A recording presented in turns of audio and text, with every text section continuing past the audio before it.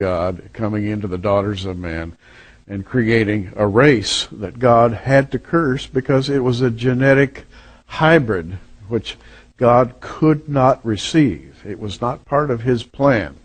And from that time until this, there has been a battle, and that battle comes to us in Genesis 3:15, in which there is a contest to see which seed dominates. Will it be the seed of the serpent or the seed of the woman?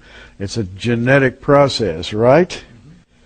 L.A. Marzulli, you've written about Nephilim. The Nephilim in the Old Testament, the fallen ones, they were a mixture. They were something God didn't approve of, and they started I guess you could say, they started a ball rolling that's still rolling today.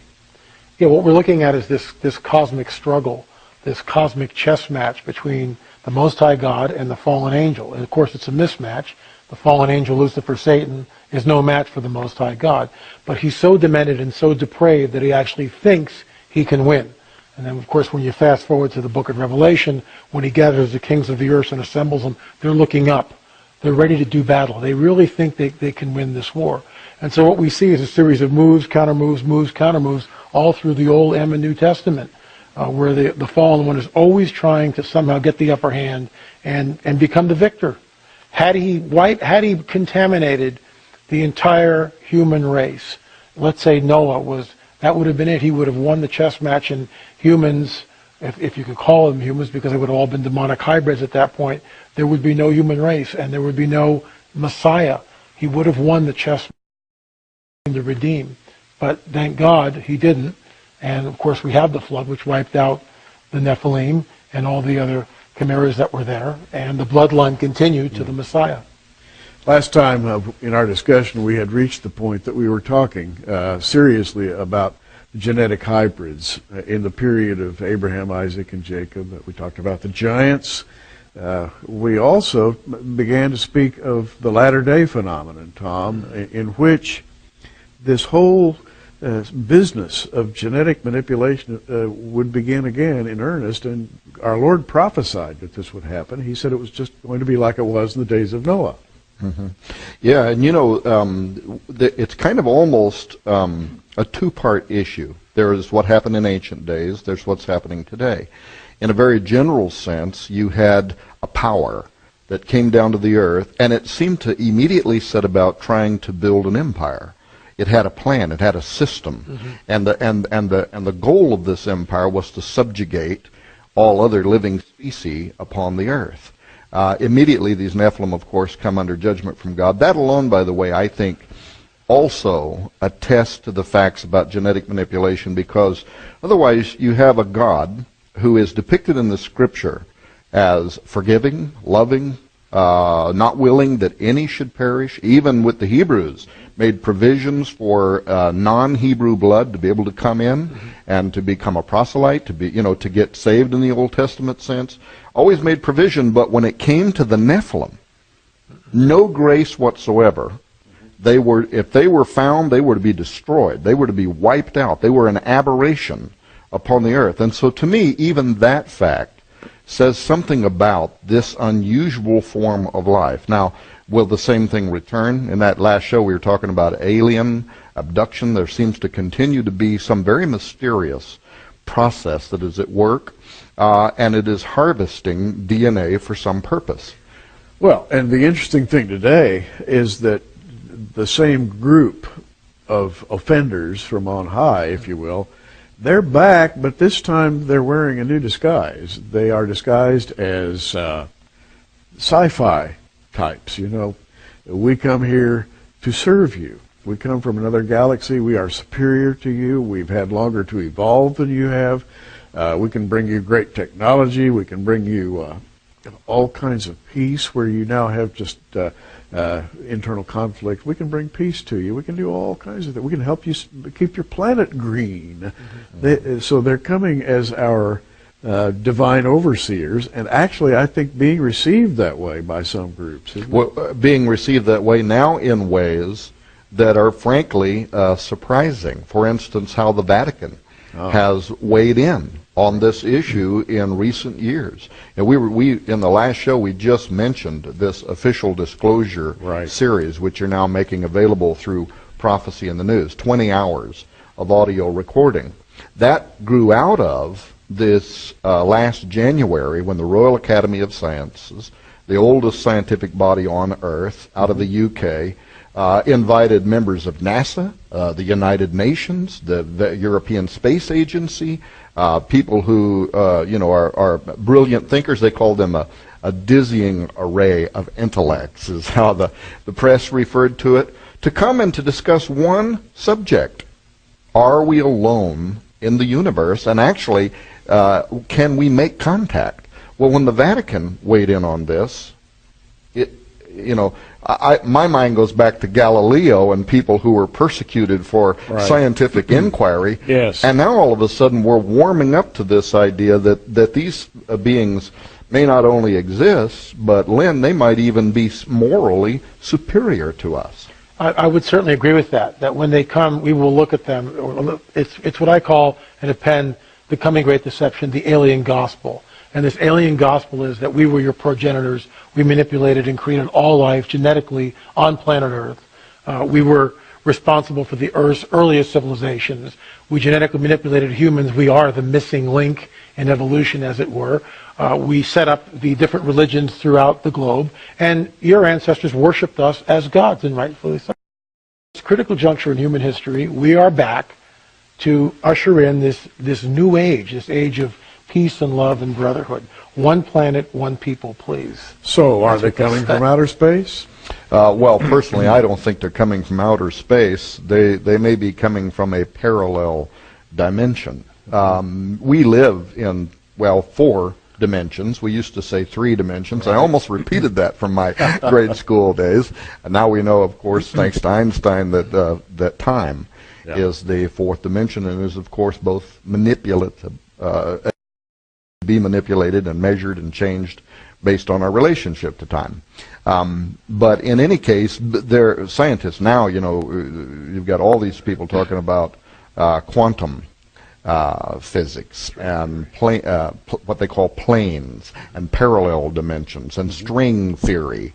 And some of these are actually measurable, meaning that we're only doing it in terms of theory, but we're actually able to detect that there are dimensions that are around us that we simply can't see right now with our eyes. There is, if we get to this, there is also another part of this. In what we're doing in biotechnology today, part of the transhumanist movement aspires to alter what we are by blending us with animals, which is what the Watchers did. But they also view that as possibly opening new modes of perception. Maybe then we'll be able to see in to these other realms. Like we know even from the Bible, the story of Balaam's donkey. The donkey can see this angel standing in the middle of the road. Balaam can't see this donkey. Nick Bostrom, who is one of the world's leading transhumanists, he's a professor of bioethicist at Oxford University, has written extensively on this in his Transhumanist Values thesis, which he earned his PhD on, how that by blending ourselves with animals, we're going to open new modes of perception because they can see into areas of the light spectrum that are closed to us. Research has begun in this area. University of Utah is doing the farming of sheep in particular that have been altered slightly to produce human organs, say a human liver, a human heart, for transplantation. All sounds very good until you look at the implications of it. Now, back to the Vatican for a moment. They have their own astronomer. They have their own observatory. And they've been peering into the heavens. They've been listening to all the reports about UFOs, and they have concluded, their astronomer, Gabriel Funes, has said, we believe that at a certain point in the near future, these alien entities are going to reveal themselves to mankind. We should prepare ourselves for this because they will come as saviors, if you will, and he specifically said they may be vastly superior to us even morally because they may not have ever experienced original sin such as we did. Therefore, we should look to them as much above human potential. Other priests among the Vatican, Corrado Balducci, some years ago, remember, Lynn, how much he was in the news because He said, and he was not repudiated by the Vatican when he said that aliens are already in contact with the earth. They're already communicating with us, and the Vatican, the highest levels of the Vatican, are aware of it. When Father Malachi Martin, remember, was asked by Art Bell, why, Gary, is the Vatican so heavily invested in the study of deep space, talking about that observatory. Yes. And he answered, because they know what is approaching us, and that it could be of the utmost importance within the next 10 years. Well, that 10-year time frame elapsed about 24 months ago, and ironically, not just Corrado Balducci, but Guy Cosmonalgo comes out with his Intelligent Life in the Universe, published by a Vatican publishing house, talking about that very soon we may be in contact with our space brothers. They may be outside the sin question, and therefore... And what's interesting is last week it was several UFOs over the Vatican that were filmed and recorded and posted. Is that just coincidence? I think what's happening, from my perspective, is that we're being set up for the coming great deception. I mean, when we read in the book of Revelation when it talks about in 2 Thessalonians this great one world religious system, it begs the question: how does one get 1.8 billion Muslims, 2.3 billion Christians to somehow change their paradigm, somehow change their worldview? We're looking, in my opinion, of some sort of an incident, something just so off the charts, unprecedented in all of history, is about to happen. And what are we seeing? What are the signs all around us? The burgeoning UFO phenomena. They will come and they will say that we were, I'll reiterate it quickly, but it's basically the alien gospel. I can't say it enough. There are progenitors that created all life on the planet, genetically manipulated human DNA to our present form. We're worshipped as gods. Now they're back at this critical juncture in human history. The Vatican, I believe, is setting the stage for the coming great deception. And it's not that it's almost here. I think it's here, which ties into what you were saying. They know, and they're trying to prepare the masses in some way. Well, let's broaden this discussion just a little bit and just mention one word, and I'm sure that when I do, all of our viewers are going to just jump up and understand exactly what we're talking about. Roswell. Yeah. Everybody knows about Roswell. And the little guys, you know, the crashed flying saucer, these little bodies lying dead on the ground. I think every human being alive today has heard about Roswell. What happened there? Well, that is the big question, I guess. Mogul balloons, Gary. That's what the government says. Yeah, it was balloons. Crash test dummies. Crash test dummies. Absolutely. Crash test. Yeah. Yeah, right. Those were a little too small for crash test dummies. Yeah, well, we wanted to ask that question, too. That's why in this series, Official Disclosure, Prepare for Contact, we went back to the original civilian investigator,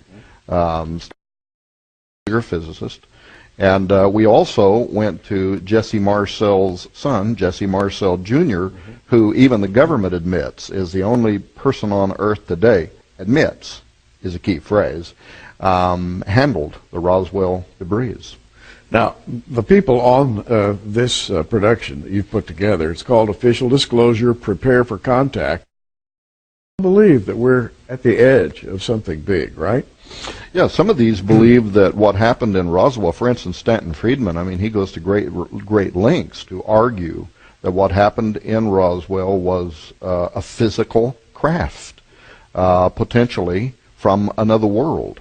But the question for a person like me, who believes that at the heart of it might have been something demonological, you just take the word poltergeist, a German word.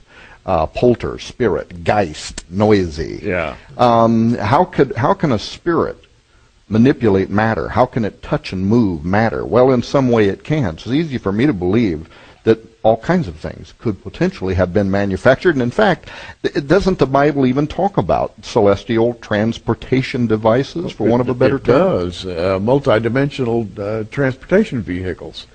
And they're driven by the angels, if you will.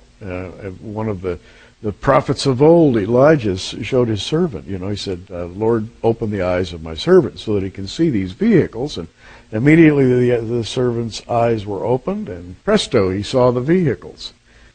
And they were vehicles. They're called Merkavim in the Hebrew. Chariot is the way it's translated in King James. But hey, a chariot doesn't fly through the heavens, not the kind we're thinking of. Now, gentlemen, back to the discussion. We've talked about Roswell. Let me ask the question I always ask about Roswell. These little creatures out here on the ground, assuming this is all true, they're dead. If those are spiritual creatures from the dark side, we might call them demons, can demons die? What's going on here? Well, this is the second part of that question that we talked a little bit about in the first show and that I mentioned a moment ago. And that was, okay, we know from historical records that what the Watchers wanted to do, they wanted to leave their plane of existence. Peter both verify that. The story, of course, is told from Enoch, from whom they are quoting. Their motivation certainly could have been altogether or could have included the ambitious goal of cutting off the bloodline of the Messiah, contaminate the earth's population, so you cut off the bloodline of the Messiah, the human race is lost. When I first looked at this story, this ancient story, I could understand their motivation in that sense. But what I couldn't at first understand is why did they need to blend animals with humans? How would blending the DNA of various creatures facilitate their goal of wanting existence and enter into this reality? Mm-hmm. And one of the ancient texts, it's not a biblical, it's not in the Bible, it's not part of the canon, but it is quoted in two different places of the Old Testament, referred to, is an ancient text called the Book of Jasher. Mm-hmm. And Jasher tells the same story that Enoch does about the fall of the angels. And by the way, for the listening audience, many ancient records tell this story. But Jasher 4:18 says something unique, in that it says that after the angels had revealed the secrets of heaven to mankind, that then, this is Jasher 4:18, then men began to teach the blending of animals of one species with another, therewith to provoke the Lord. One species with another. This is literally an ancient record of advanced biotechnology. The crossing over of species barriers. In all the cultures of the old world, whether it's Etruscan or Greek or Roman or Egyptian, Babylonian, you find what are called chimeras, human-animal combinations like satyrs, the goat's hindquarters and a human being, a centaur, half horse, half man. And virtually all the gods of the Egyptians are human bodies with the heads of animals. The god of intelligence and writing, for example, has a man's body and the head of an ibis. So the artist was trying to express there some idea about what they considered to be gods. We would call these gods what the Old Testament refers to as Nephilim, giants. There were giants in the earth in those days. I think that's what we would call these creatures that the Egyptians were trying to portray, right? And also afterwards. And also afterwards. Yeah. So this idea of mingling the species, which of course is forbidden, and we know that there's that the dividing line between the species. Each two is, the Bible tells us, each in order of its own kind reproducing. But what we see is the enemy, the fallen one, continues to try to advance this all through history. And now it really makes me wonder. I interviewed for the first book of Nephilim. This goes back 15 years ago, basically. I interviewed a guy at Amgen, American Genetics, and I asked him specifically, what kind of stuff are you doing? Now, this is a tech who doesn't have any security clearance. He can tell me what he's doing. He was taking the DNA of a firefly and putting the DNA of a firefly into a frog. Now, this is, again, 12, 15 years ago. The frog would eventually be born, and the frog would glow, light up like a firefly. That is off the charts. Now, that's back then with not an underground lab. Who knows what they're doing? And occasionally we get reports from underground bases, and these are colorful reports, apocryphal certainly. There's no way to vet them, but we get these stories of superhumans or bizarre-looking creatures. I mean, who knows what they're doing? Well, in the old days, the fallen angels helped man, gave him little clues as to how to do this. Are they still giving man clues? Yeah, see, and I think that's what we're seeing paralleled in certain parts of biotechnology today as a repeat of an ancient forbidden science, crossing over species barriers. Even if you did not believe that the creation of human-animal chimeras, which we're doing in thousands of laboratories, and we're funding by every major government in the world right now that's advanced enough to do it, even if you did not believe that that was a repeat of what the Watchers did, you would have to see it as an assault on God's creative genius. Absolutely. Why did God put boundaries around the species in order that each one can only reproduce after? What does he know that we don't know? He could be protecting us. Biological nightmare, a Pandora's box, and Black Death. You said a minute ago the Levitical laws are replete with commands by God not to create species, or species other than those he created. Even to simulate it. If a man shall lie down with a beast, he shall be put to death. Right. They couldn't, in that sense, just have sex and give offspring, but it was even simulating. Even the idea was such a spirit of Antichrist, such a Luciferian concept, that it was forbidden in the law. It couldn't even be simulated. Now, I asked the question a moment ago, though, how would that facilitate? And the short answer is that because God had created everything, only God, one thing the Watchers could not do, they could not speak, bara, and call forth out of nothingness raw atomic nuclear matter and command it to take a specific molecular form that then becomes a tree or a cow or a dog or a fish or a human or whatever. Only God could do that. What the Watchers could do, since they either participated with or observed creation, they could do what our scientists are doing today, and that is they could take the genetic material of one species and another and blend it to create a body. Why I think they did that was because once God had created all life, including humanity, he set it in motion. And he ordered each kind to reproduce after its own kind, meaning that when the sperm of a human meets the ovum of a human, at the first spark of life, the spirit of a human enters into this zygote. It's blocked. It's in order. In other words, it's not just a vacant, empty biological entity into which a spirit can take up residence. He set it in motion. They had to corrupt that. By blending animals with humans, they created a living biological entity that the spirit of a particular animal, or using the term spirit with animals is kind of problematic, but the nature is what I'm talking about. Of a dog wouldn't enter it because it wasn't a dog. Right. The spirit of a human wouldn't enter it for it wasn't a human. Now all of a sudden we have a living biological product into which these things could download themselves. And in a very brief explanation, essentially I came to believe that that's why they did what they did and how it facilitated their ability to leave their plane of existence. What's spooky about that, Len, is then when you open your books and start reading them, and you see how DNA, cattle mutilations, human mutilations, it's not only happening, it has exploded in recent years. Yeah, it's just like Genesis 3:15 said, the battle is between the seed of the serpent and the seed of the woman, which is a genetic contest, really, for genetic purity, I guess you could say. And rather than being aliens from outer space, as hoped for by the Vatican, we've got aliens from inner space with that specific goal to do anything they can to corrupt the human genome, right? The first heaven is Earth. The second heaven, which I believe is this upper dimension, is where the fallen one resides. And he's able, right now anyway, to access our dimension through portals, which Tom obviously writes about. And at some point we know, again,